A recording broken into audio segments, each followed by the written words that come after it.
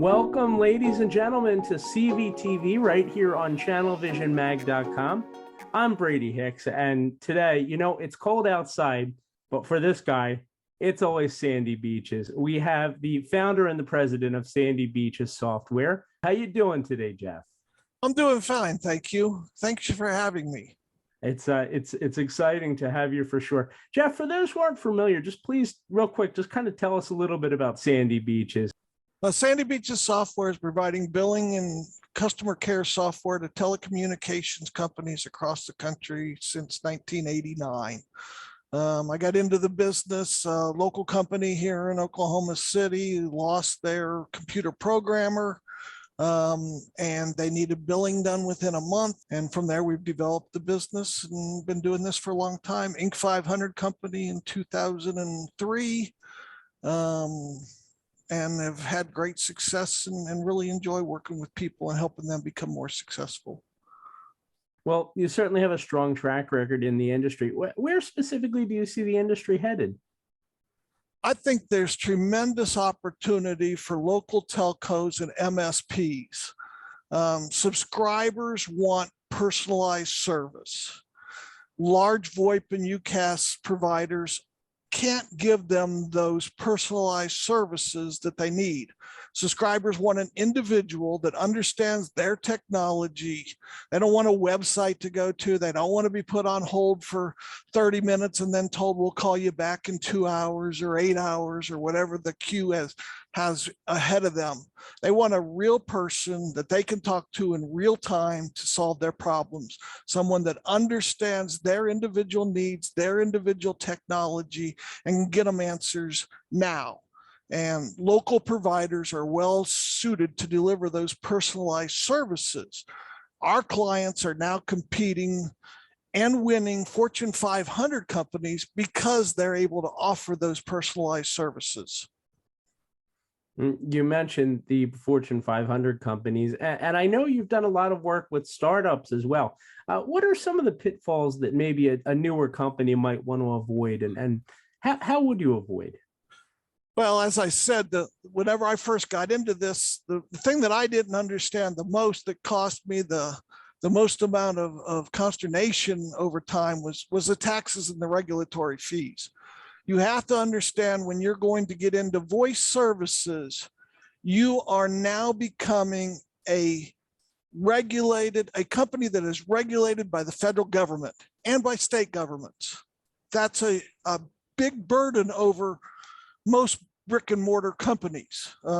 You not only have your sales and use taxes now, you've got municipal right-of-way fees, you've got 911 fees, you've got emergency service district, PUC fees, telecommunications relay service, state and federal PUC, our state and federal universal service fund. There's 3 different ways to calculate the federal universal service fund.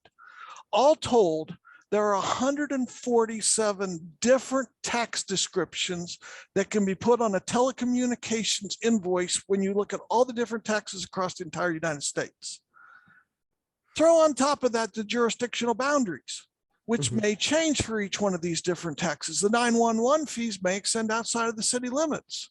So you've got sales tax at the city limit, but you got 911 fees that extend over to the next city because they're all covered under the same 911 fee, or the municipal right-of-way fees. Any of those different things could have different jurisdictional boundaries. So handling that for each one of your individual customers becomes a big burden on people. And that's where we've made our living for the last 30 years is helping to reduce that. We're now offering our 5 invoice challenge. You send us 5 invoices, we reformat them in the IntegraBill system. We do the tax mapping for each one of those individual items.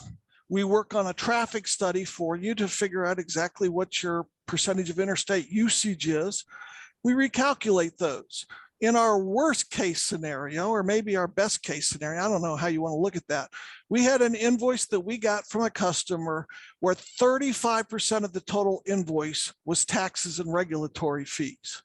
When we got done and we remapped it all, we redid it all, we worked on the traffic studies, everything you need to do to totally reduce the taxes, that invoice had 5% of the total amount of the bill was taxes.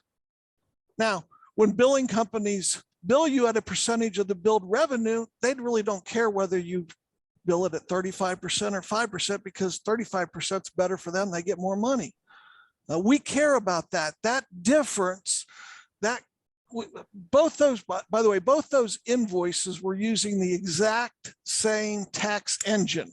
So we didn't change tax engines. We just changed the way that we process the information and the charges that were on the invoice. By reducing the subscriber's tax burden, we can create more profitability for our client. So we can move some of those away from paying that money to the government and pay that money to the end user, to our client. So, and that's what we do for a lot of our customers. It sounds like a really personalized touch. What does SBS specifically do for clients versus like other billing software? Well, the first thing, and I think one of the most important things is there are no contracts. You don't have to have a lawyer in order to do business with us. We used to have a 2-page contract, and we used those for years and years, but we've now gotten rid of the contract altogether. We just don't see the need for it. If we provide the service that you're looking for, you pay for it. And if we're not performing the services that you want us to do, or you find somebody that you think can do it better, we want you to be free to move someplace else. So there's no contracts with Sandy Beach's software. There's no monthly minimums, okay? I want to work with the small customer, with the local telecom provider. I want to help them grow up and become a successful entity.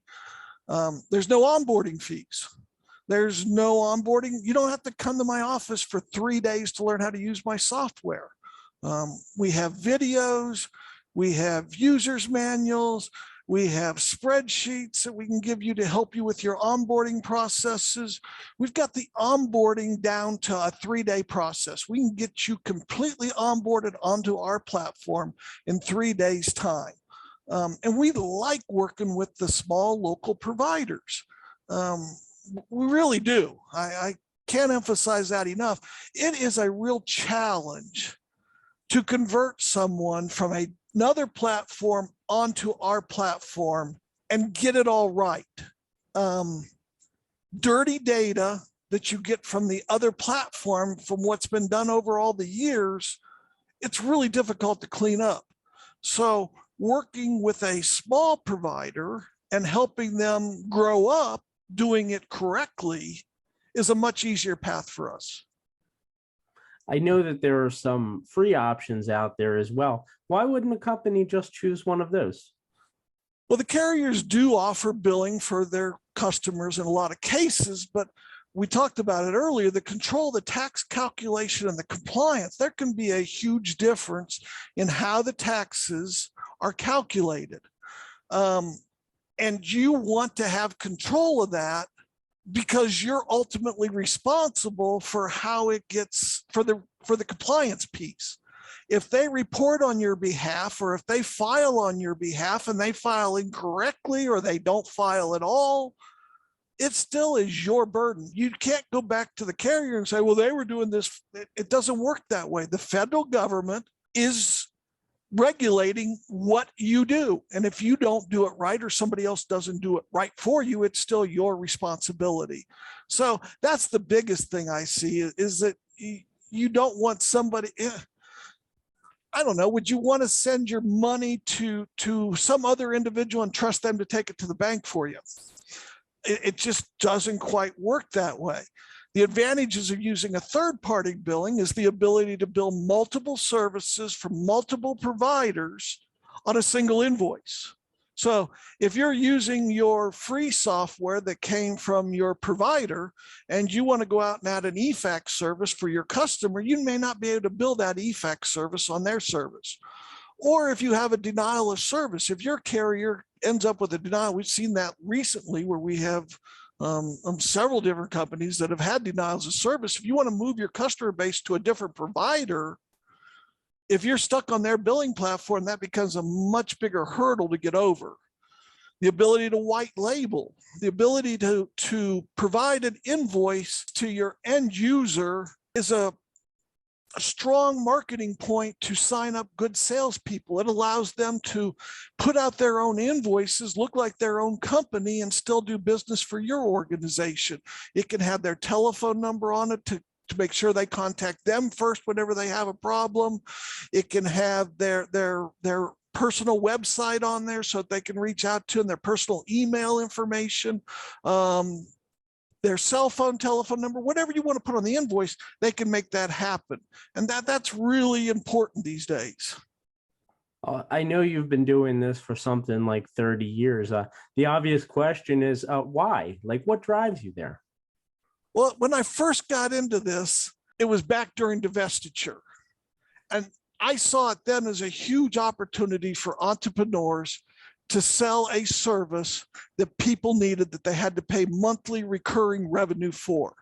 A monthly recurring revenue business model is huge, and allowing people to get into that business, to be their own entrepreneur, to create their own business and their own employment for people within their own local area is just, I enjoy it. I get great satisfaction out of seeing customers grow. In the last 30 years, we've worked with 22 Inc. 500 companies, helped them to grow from nothing into an Inc. 500 company, 22 of them. One of those was an Inc. #1 company. And there's really no other feeling like helping others be successful.